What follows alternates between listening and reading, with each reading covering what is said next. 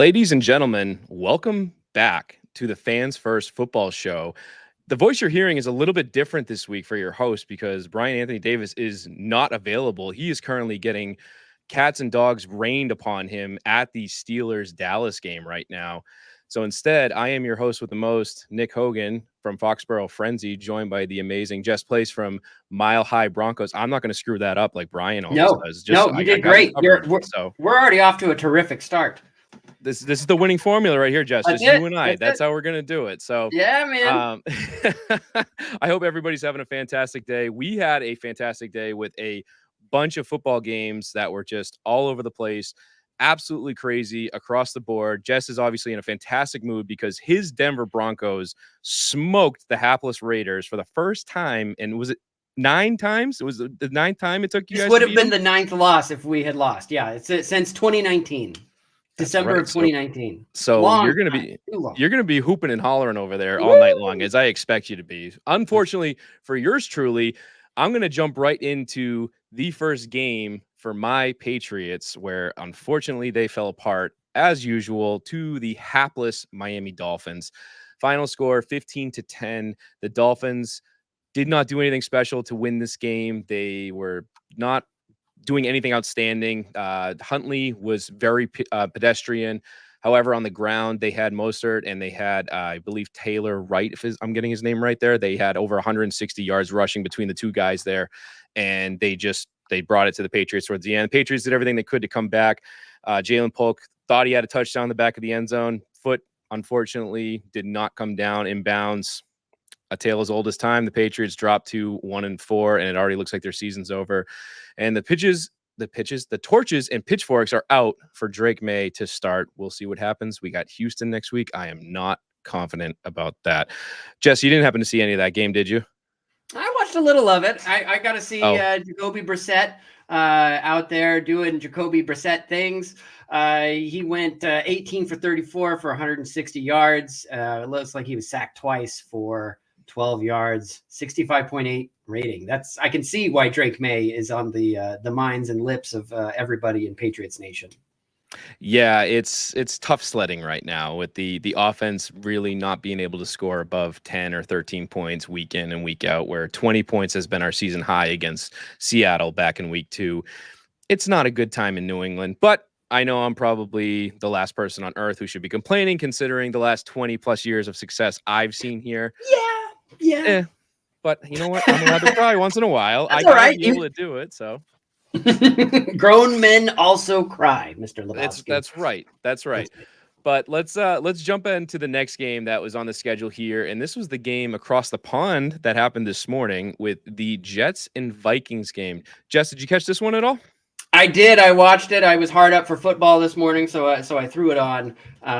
Boy, Aaron Rodgers is looking pretty rough. I'd like to take credit. The Denver Broncos broke him last week, and he has not recovered, and looks like it's not going to get any better. They're in Nathaniel Hackett land. No, you're absolutely right. I mean, he had 54 attempts over there, only managed 244 yards, 2 touchdowns, but he had 3 big picks that really derailed them, especially towards the end there where they had a chance to come back on the Vikings. Vikings didn't do anything spectacular. Sam Darnold kind of came back down to earth where their defense bailed them out a lot on that one. But it's going to be interesting going forward where the Jets are now 2-3, tied with actually the Dolphins for second place in the AFC East. And the Vikings are just rolling along at 5-0 right now. The only other undefeated team in the league is the Chiefs right now. Are the Vikings the real deal at this point? If you asked me which was the better of the two teams, the Chiefs or the Vikings, I would say the Vikings. The Vikings are on a roll, and they look like they have more confidence and command than our rivals over there in Kansas City. Well, hey, that's you know what that means. You got to watch out for those Vikings. I mean, if the Chiefs are nothing to worry about, I'm going to take your word for it on that one. That's But the music that they make. That's right. Yeah, the skull clap, right? We gotta get one of those soundboards. Where's Ragnar? We need to get him on the show. Let's move on to the next game that featured the number 1 overall pick in the NFL draft this year. Caleb Williams finally coming into his own with the Bears knocking off the Panthers 36-10. This game kind of told me a little bit more about the Panthers, where they came back down to earth after a couple weeks ago, where Andy Dalton, stole the show. They benched Bryce Young and he lit up the scoreboard. They got their first win of the year, and now they're looking more like the Panthers that we all know and love from the last few years. Yes, does Caleb Williams impress you all at this point, or has he still got the growing pains to go through as a rookie?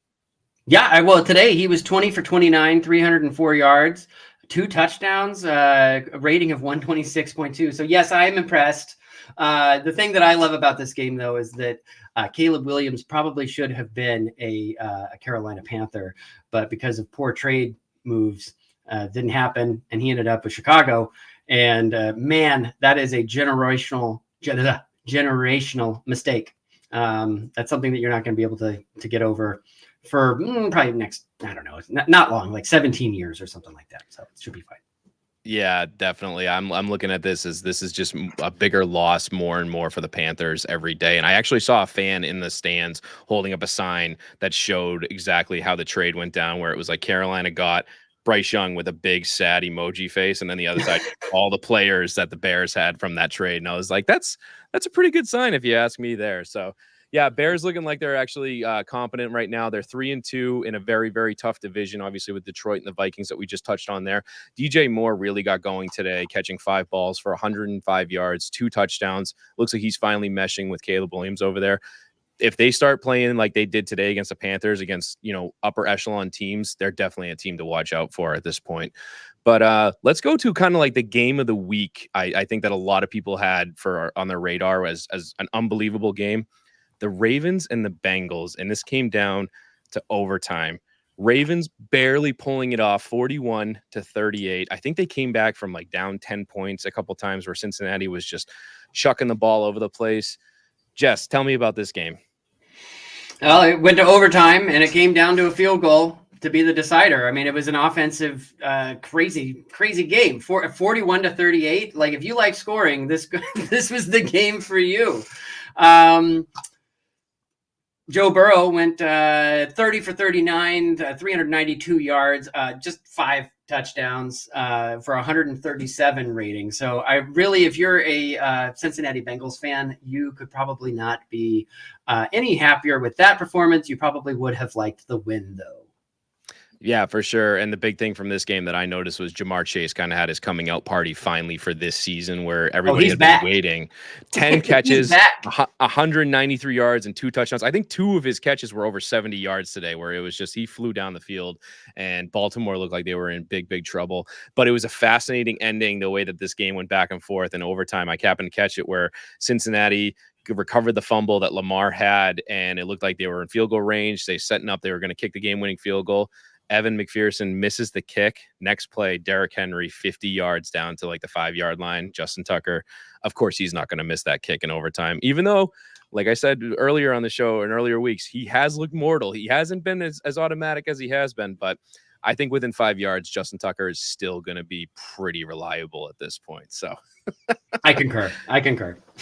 Yeah, I mean, I'll take Justin Tucker any day of the week on my team regardless. So that's a crazy game. That was awesome to see. Obviously, I'm sure Brian, if he was here, would not be thrilled to see the Ravens pull it off. I'm sure he would be more than happy to see the Bengals winning that one to keep those guys at the bottom of the division, where the Steelers are obviously trying to improve their record tonight.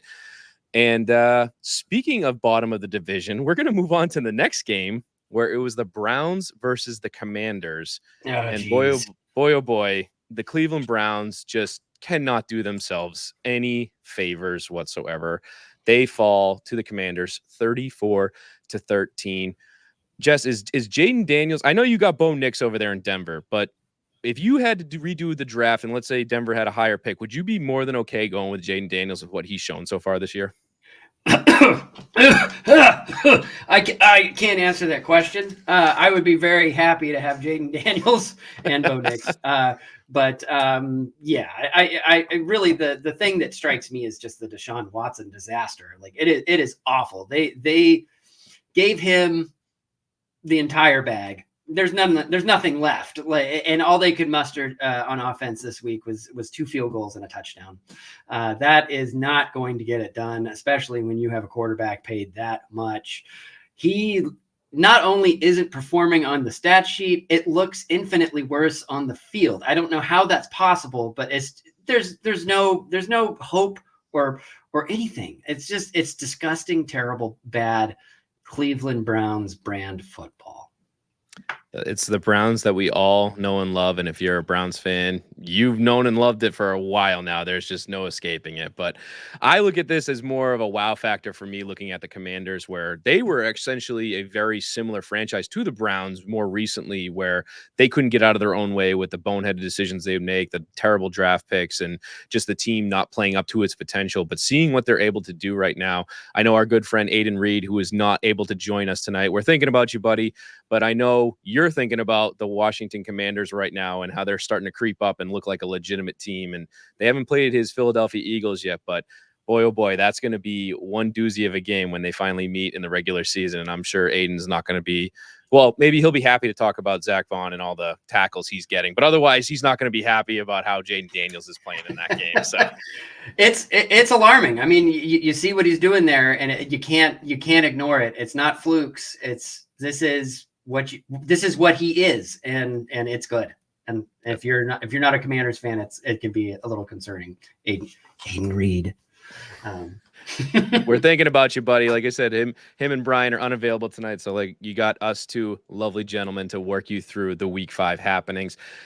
Continuing on the Week 5 happenings, we're going to touch quickly on another game that actually came down to the wire, which was the Indianapolis Colts versus the Jacksonville Jaguars.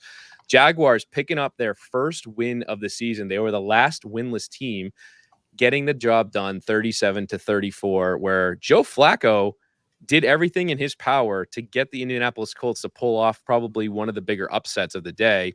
Granted, Jacksonville wasn't, majorly favored, but man, Trevor Lawrence finally got his stuff going, 371 yards, couple touchdowns, but Alex Pierce for the Indianapolis Colts.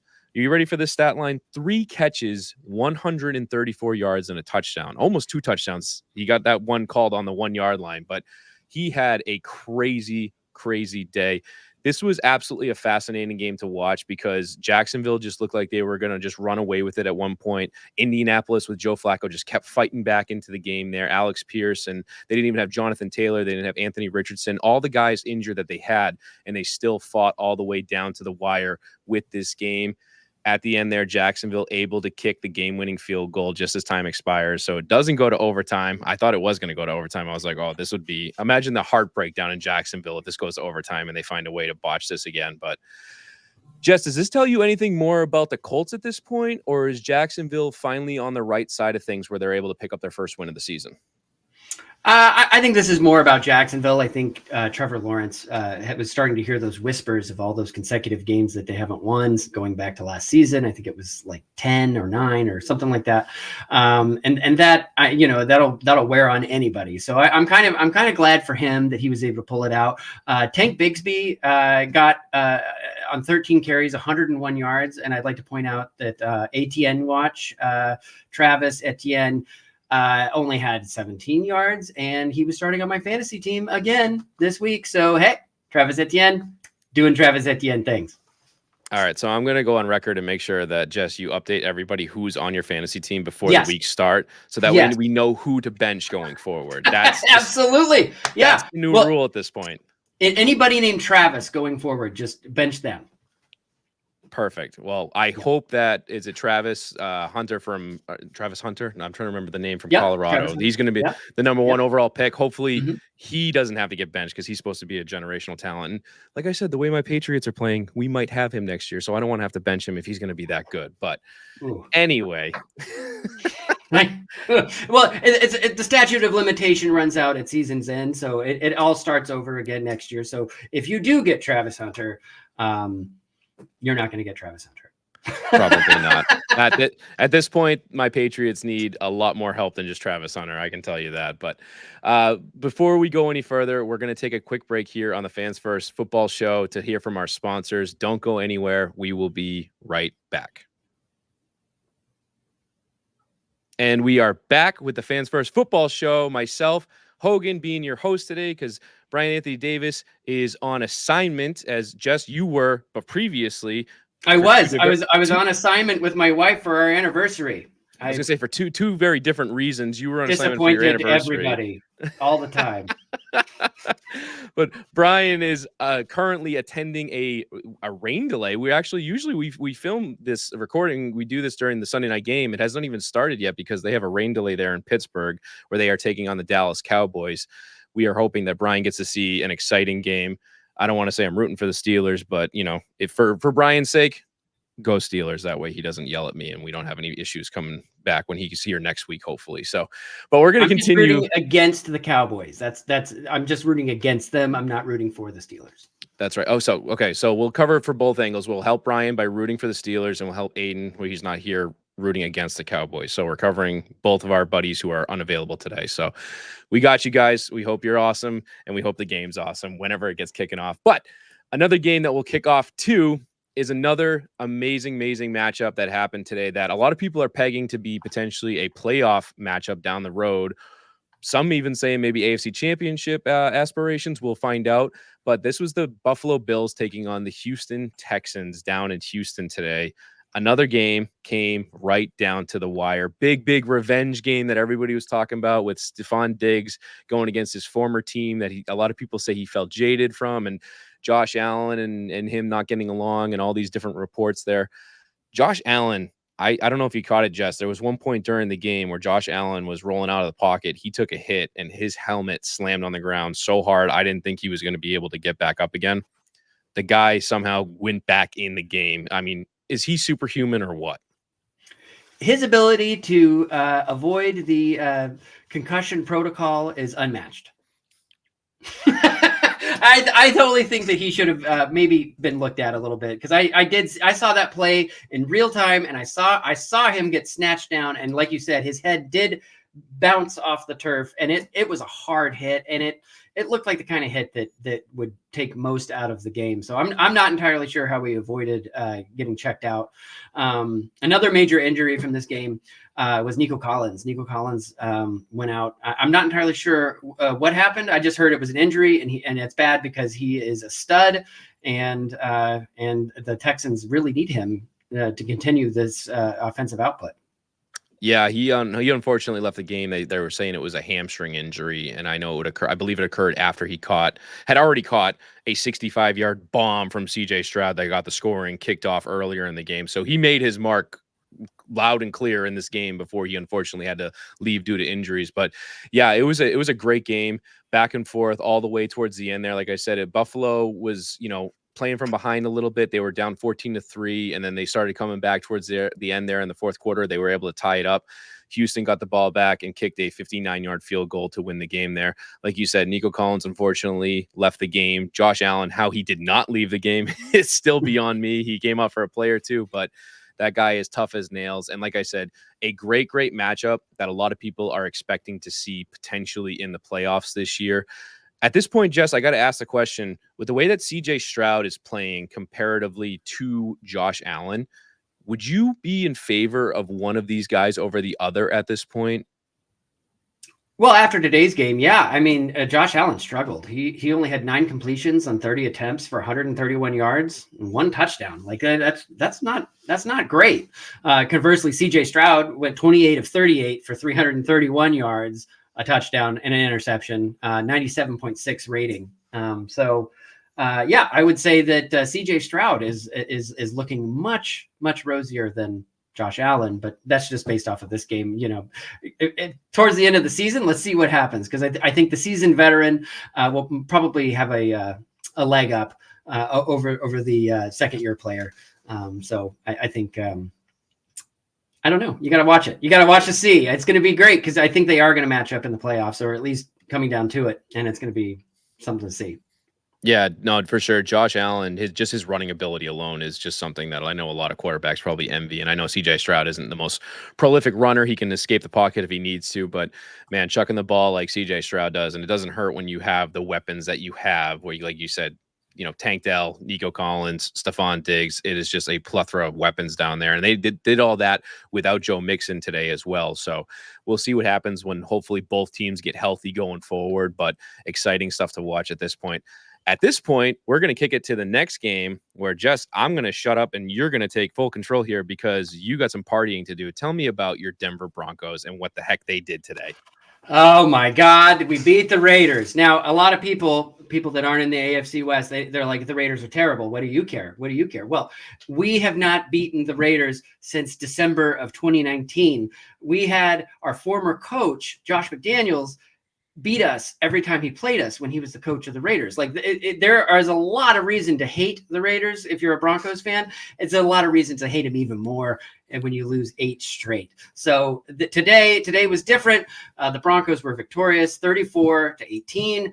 Patrick Surtain had a 100-yard interception return for a touchdown. I mean, you can't go wrong with a triple-digit touchdown return.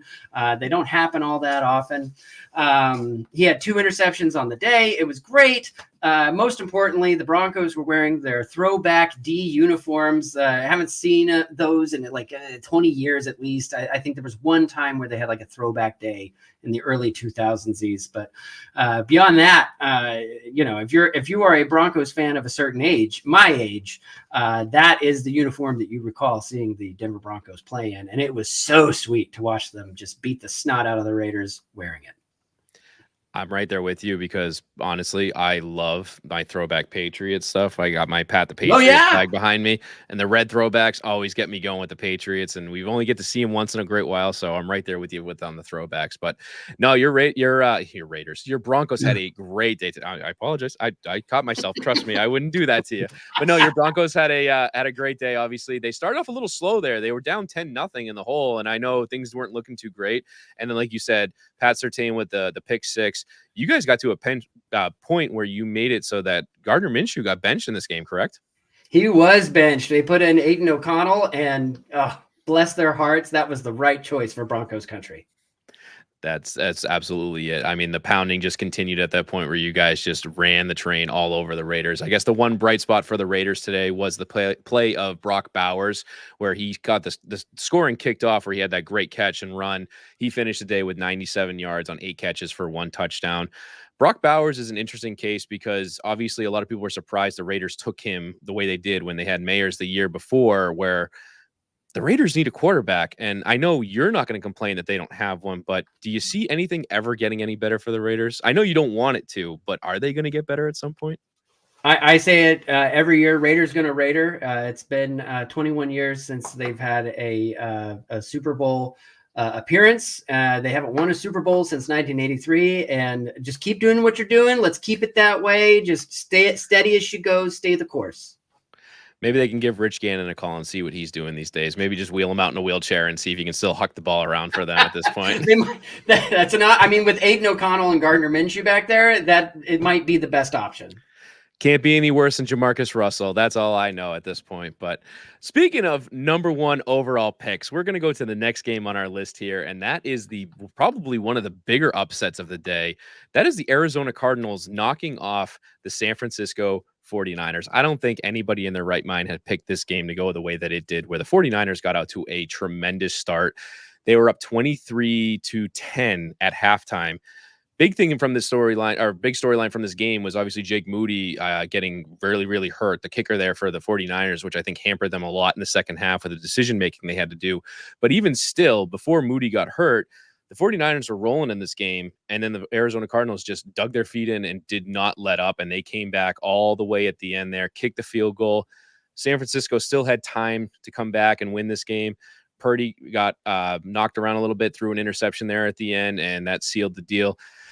Jess, are the Cardinals the real deal at this point? Well, I know they only had that second win of the year there, but they play a lot of the teams very, very tough the way that they do. Where they fought the Bills in week 1. They blew the doors off the Rams the way they did, and now they're knocking off the defending NFC champions. Do we have to watch out for the Arizona Cardinals at this point? They're scrappy. I mean, you have to treat them with respect. I don't think they're a true contender, but you can't just write them off. They're not the Carolina Panthers. They're not the Jacksonville Jaguars. I mean, I think this is more about having an offense catered to Christian McCaffrey and him not being around. I think that is starting to wear on this offense. I think they're not able to do all the things that they want to do, that they have been able to do in years past, because they don't have that dynamic playmaker. For sure. And I know Jordan Mason is doing everything in his power to pick up the pieces of what is left over from McCaffrey, but nobody can truly replace CMC the way that he runs the ball, catches the ball, and does everything explosively for that offense. Brandon Ayuk, though, certainly tried his best to show up today. I think for the first time this season, 8 catches and 147 yards there after signing that massive deal. All the 49ers guys have been all over him about all the big drops he's had. No production since signing that deal and kind of sitting out of camp the way he has. So interesting storyline going forward, whether the 49ers can kind of dig themselves out of this hole at this point, because they're 2-3. Cardinals are 2-3. The Seahawks, we're going to talk about in a minute, they didn't exactly impress anybody today. So the NFC West is starting to become a very interesting place where football is very, the winning is not there right now, where usually that's a very tight division with, a lot of potential playoff teams coming out of there. So we'll see what happens with those guys there. Unfortunately, for the one team in the NFC West that is not looking too good right now, that is the Los Angeles Rams, who played the Green Bay Packers today. And the Green Bay Packers found a way to win yet again, 24-19. The Packers are coming back now. They have Jordan Love fully healthy, looks kind of more like himself again after, having a few weeks off because of the ankle injury he sustained in week 1 against the Philadelphia Eagles. He threw a couple picks last week against the Vikings, which obviously wasn't great for him. They ended up losing that game, but then he came back in this game today and slung the ball around and got the win there. Had a very ugly interception in the end zone that he threw underhand that just was a pick six that I think anybody that knows football is just sitting there going, dude, just throw the ball away. Don't do that kind of silly shenanigans. But they found a way to pull it out there. Matthew Stafford, unfortunately, not getting the job done, even though he's still chucking the ball around 45 times for 260 yards and 1 touchdown. Karen Williams there, 22 carries, 102 yards and 1 touchdown. It just wasn't enough for the Rams to come back in this game. At this point, Jess, do you see the Rams continuing to try and sustain Matthew Stafford going forward, or is it time for Sean McVay and the organization there to try and look at the future going ahead? Because Matthew Stafford's not getting any younger, and that team needs to kind of prepare for what happens after life with Matthew Stafford. I don't know how a team that says F them draft picks can prepare for the future. You get, I mean, Matthew Stafford, he's fine. He won a Super Bowl. Whose house? Their house. He won a Super Bowl in their house. But it might be time to start looking towards the future. I don't think that they've had enough suffering yet to really move on from Matt Stafford. I mean, if you really want, I mean, you can live that Joe Flacco lifestyle, the Gardner Minshew. There's a lot worse they could do. It's been a rough start to the season, 1-4, but I think they're better than their record, and I bet they rebound to some degree. The Packers are a tough draw this week. For sure. And I think the big thing, obviously, that a lot of people look at, too, is the talent level that's on the Packers side of the ball at this point. Like I said, Jordan Love coming back the way that he did. Josh Jacobs, again, you talked about him the other week where he's impressed the heck out of you with what he's done so far. Today, he had 73 carries, another touchdown there. And then it seems like the receivers that the Packers have, they lost Christian Watson. They just find guys to replace them with the tight end today. Tucker Kraft coming out of nowhere, 4 catches, 88 yards and 2 touchdowns. I mean, he's looking like, shades of Rob Gronkowski out there. No comparison, obviously. I'm just saying he's looking a little bit like it. Like a young Shannon Sharp. Yeah. Hey, wouldn't that be nice, right? Yeah. But no, the Packers are definitely a team to watch out for, where they're starting to come around at this point. And again, that's going to be a fascinating division with Detroit having the bye week this week, Minnesota going to 5-0, Packers right behind them with 3-2. So keep your eye on the Packers at this point. And then the last game that we'll talk about really quickly is obviously the New York Giants pulling off a big upset against the Seattle Seahawks, going to Seattle and knocking them off. Seahawks were 3-0 at one point, Jess, and they've lost back-to-back weeks now. Obviously, that crazy Monday night game against Detroit last week, that was just offensive explosions all over the field. I think it was 45-35, something crazy for the final score there. But today, the Seahawks had a chance to tie this game up at the end. They were going for the game-tying field goal with less than a minute left. Giants block the field goal, return it for a touchdown to seal the victory, 29-20. At this point, are the wheels coming off the bus there a little bit for the Seahawks, or is this more about the Giants just having their moment in the sun today? I've been waiting for the wheels to come off the Seahawks bus for 3 seasons. This is the 3rd season since they traded Russell Wilson to some team. I'm like, Geno Smith, there's no way Geno Smith is going to be the quarterback of this team for the future. And I'll be damned, he's actually done all right. And he did all right today. He went 28 for 40, 284 yards and a touchdown. It's pretty good. Like, I don't like the Seahawks, and I don't like them doing well. And so I just knock it off. That's what I say. Well, I can't disagree with you there. I don't have any issues with the Seahawks because they've never done anything terrible to me. But I look at the Giants as a team that I despise very much so for my past history with them. And you have reason. Yeah. I have reasons to dislike the Giants, although they don't have anybody there right now that I have any, ill wishes against, because that whole tenure is gone, thankfully, from the horrible days that I had to witness those Super Bowls. But I do want to talk about a newcomer there for the Giants that actually kind of tore it up today, and that's Tracy Jr., the running back there. 18 carries, 129 yards. This guy came out of nowhere, and obviously, from my fantasy perspective, I was keeping an eye on him because I have Devin Singletary, who was out for the game. So watching this rookie run all over the place gave me a little bit of worry that I need to jump on the waiver wire and make sure I grab him. So keep your eyes peeled for rookies that are tearing it up in the NFL right now, where it's a dime a dozen, depending on what's going on. So at this point, the one last game that we'll talk about really quickly that we forgot to mention earlier on was the Thursday night game. The Atlanta Falcons, again, knocking off the Tampa Bay Buccaneers in overtime.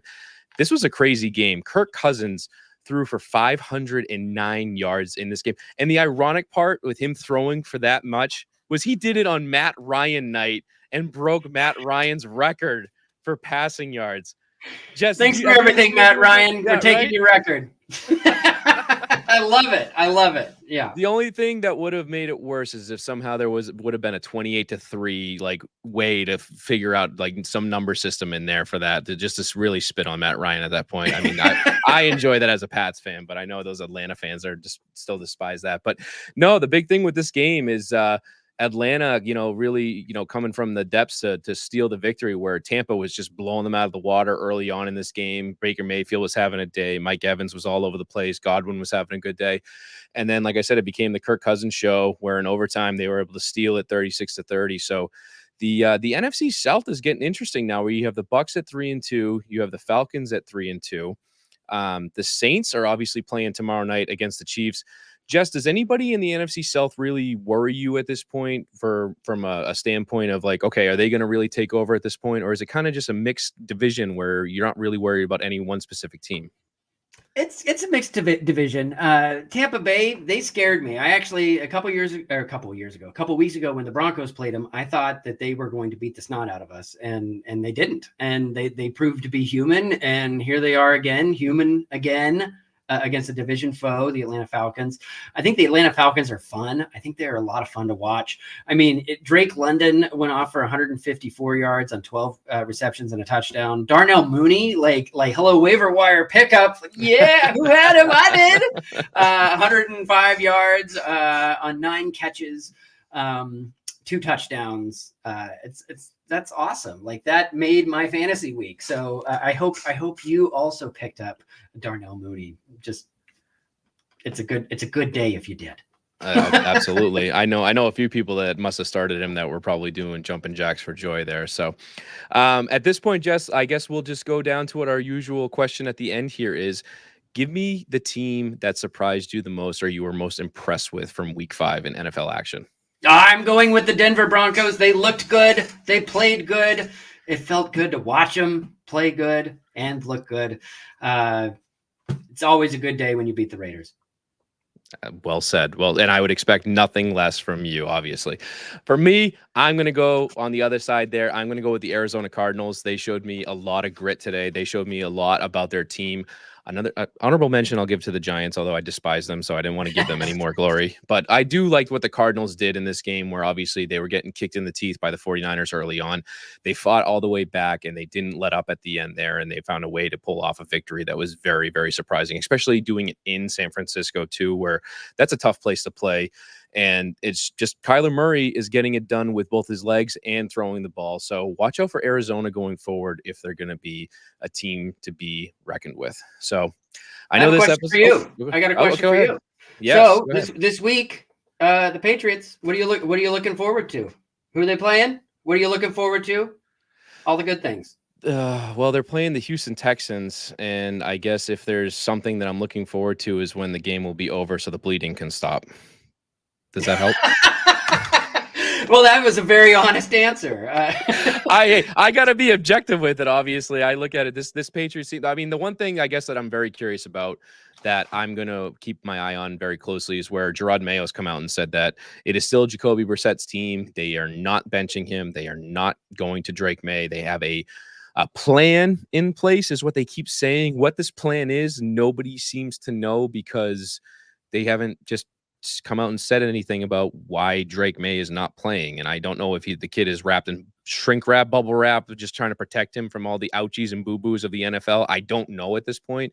And I know I was on record, obviously, before saying I want him to sit and learn. But at this point, with the ineptitude of this offense, something has to change. And I'm on board with, even a system that Miami did a few years ago when Tua first came into the league with Ryan Fitzpatrick, where it's like, throw Tua out there. If he's not successful, bench him, put Ryan Fitzpatrick in there. And you can do that with Drake May and Jacoby. This season is lost already for the Patriots. They do not have a roster built for success going forward.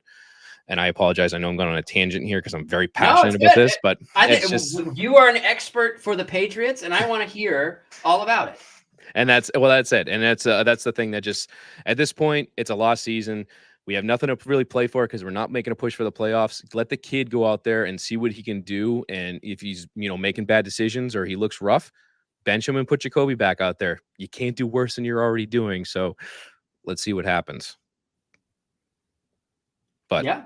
At this I point, bet after the Houston game, I bet we see Drake May. I bet they don't do it this week because of how good Houston is. But I bet they do it the week after.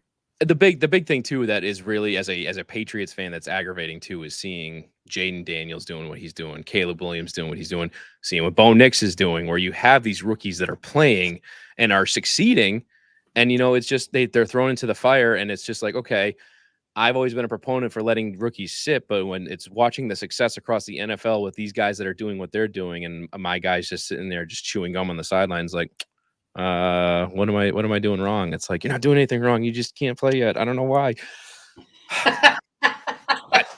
but I digress. At this point, let's so tell me about Denver. Who do they got next week? Are we gonna go? You're 3-0. You're three wins in a row. 3-2. We have a winning record, ladies and gentlemen. It's amazing. It's a great time to be in Broncos country. Are we gonna get 4 wins in a row? Who's our next opponent in Denverland? I think so. We draw the Chargers next week. We are at home. We will not be wearing the cool throwback uniforms, but I am hoping that the Broncos bring home a Harbaugh pelt. We need that. We've kind of had some good success against the Chargers, even over these last few years where we've been terrible. I would like to beat Justin Herbert again. I would like to see more growth out of Bo Nix. It was a great second half where Bo Nix kind of found himself. He found his tempo. He was able to move the ball down the field, and he was played with a ton of confidence. He even got into a little spat with Sean Payton on the sideline, and that was great. So, I think that the Broncos could come away with another win. We're playing the Chargers in Denver. It should be a lot of fun. Am I going to get a Superchargers out of you today or no? Not next week though. We're not going to get one of those next week as we maybe when we beat them. Yes. Okay. All right. Fair enough. That's the deal we'll make at this point. So, at this point, ladies and gentlemen, thank you for joining us. I know this episode was a little unorthodox, where, like I said, it was just myself, Nick Hogan from Foxborough Frenzy, and Just Place from Mile High Broncos, where we are missing Bryan Davis from the Steel Curtain Network and Aiden Reed from the LinkedIn Eagles podcast. I apologize, Aiden. He obviously can tell you much more. There are also initials about, in the name. BSO. yes, Eagles. yes. Fly, Eagles, fly. Any information you want about Zach Vaughn, you can go talk to Aiden Reed. He will tell you everything about that. And obviously, if you're looking for any more information about our particular podcast, you can find over on the Fans First Sports Network, where all of our affiliates are through them. So without further ado, Jess, I think it's time to say our catchphrase here at the end. Go football. Game football. Woo!